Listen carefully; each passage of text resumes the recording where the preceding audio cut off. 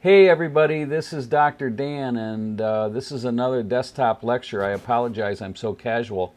Before we get started in this module, I wanted to first thank everybody for the excellent work they did last week on electricity. I thought that the discussion posts were great, and many of you were surprised about how much coal we consume for electricity for simple things like charging our cell phones.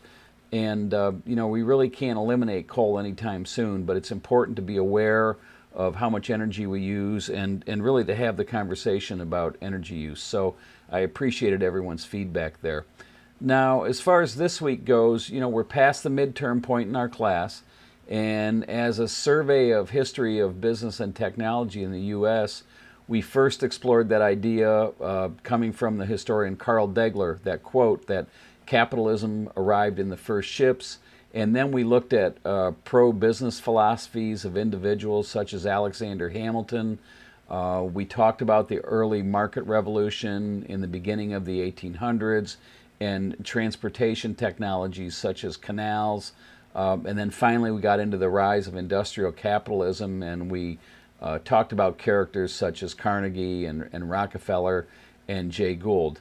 Now, over the past 2 weeks, we've gotten into infrastructure a bit with the history of electrification and this idea that American society was transitioning really from a rural society to an urban society in the late 1800s. And finally, the rise of consumerism, mass production, and advertising. And because of time constraints, we really couldn't get into any of these topics to the extent that I would have liked to, but I hope we gained a broad understanding of both business and technology, up to 1900 in the United States. So really the big takeaways thus far are that the roots of free market capitalism have been in place since the Europeans first settled in what was to become the United States, and that business began a swift transition from small proprietor-based enterprises to industrial or managerial capitalism in the latter half of the 1800s. And many of these large enterprises, such as the railroad, were funded on speculation via stocks. So really sort of the beginning of the stock market as well. Through all of this, the early technological advances, prior to 1900, involved technologies of transportation, of energy, communications, and basic materials such as steel and petroleum. Now, for this module, we're going to move on to the automobile and talk more about mass production, mostly in the first 2 decades of the 1900s. And our readings for this week include a selection from Robert Kanigle's work called The One Best Way, and another reading from Thomas DeBacco, his book Made in the USA. Now, most of you will enjoy these readings. They're short and really full of interesting aspects of 2 men who really shaped modern production, one being Henry Ford and the other one being Frederick Taylor.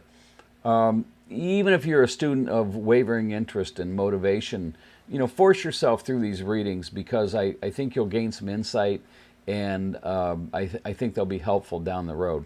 Now, as with Thomas Edison, I think everyone knows who Henry Ford is. His story is pretty familiar to both of us, and the DeBacco reading on Ford is a good refresher. There's a couple of points in the reading that I find particularly interesting.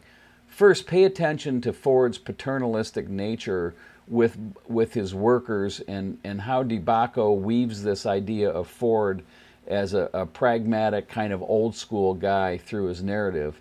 And in the end, this is really Ford's downfall.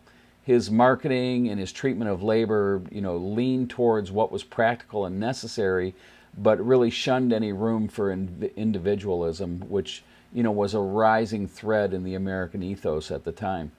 As far as Frederick Taylor is concerned, for those of you who don't know who he is, he's known as the father of scientific management.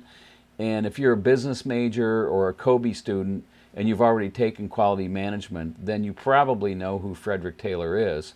In short, Taylor was the guy who came up with this notion of scientific management, and it can really be summed up with the idea of efficiency studies.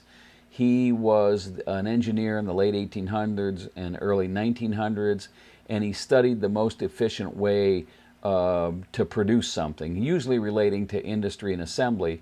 But as Kanigal points out in the reading, Taylor's theories, or Taylorism, apply to some extent in all areas of American life. So when I talk about Taylorism, you should know I'm talking about efficiency. Now, the idea of Taylor and Taylorism creates a dilemma. You know, engineers love him, but labor and most liberal historians not so much. And for those in the anti-Taylor camp, he was seen as a person who diminished the role of the worker to that of a machine, and you know, where the worker was just sort of another cog in the impersonal machine of industry. Now, I would argue that, like a lot of other things, it's easy to be a Taylor basher, but we, you know, all of us as consumers rather demand that, you know, our cell phones are perfect and they work when we get them out of the box, that we can always connect to a network. When we go out to eat, we want our food to be served quickly. When we order something from Amazon, we want our packages to be, you know, delivered on time. And really that all involves this idea of efficiency with workers. And you know, whether it's the waitress, the cook, the UPS driver, the network engineer, this idea of efficiency and the one best way to do things is really something that runs all through society. And you know, we sort of all demand that as modern consumers. So, you know, when you read about Taylor, if you think that, you know, he didn't look at workers in a compassionate way, just remember that, you know, we demand high service in our society, and Taylor's methodology really sort of fits into those demands. There was a famous cartoonist once, Walt Kelly, long before your time, who had a saying, you know, we have met the enemy and he is us. And so I think when you talk about what we demand as consumers, certainly you understand how Taylor fits in the big picture of American business. Now, throughout the readings this week, I'd like you to pay attention to the markers involving labor and labor unions, because next week we're going to talk about labor in the United States in the early 1900s, and we're going to talk about this idea of maybe threats to capitalism, or at least the idea of socialism and why socialism never really took hold here in the United States. And then we're also going to get into the Great Depression, which it turns out wasn't so great after all. So that's it for this week. If you have any questions, let me know. And once again, great work on the discussion boards, and I will talk to you soon. Have a great day. Bye-bye.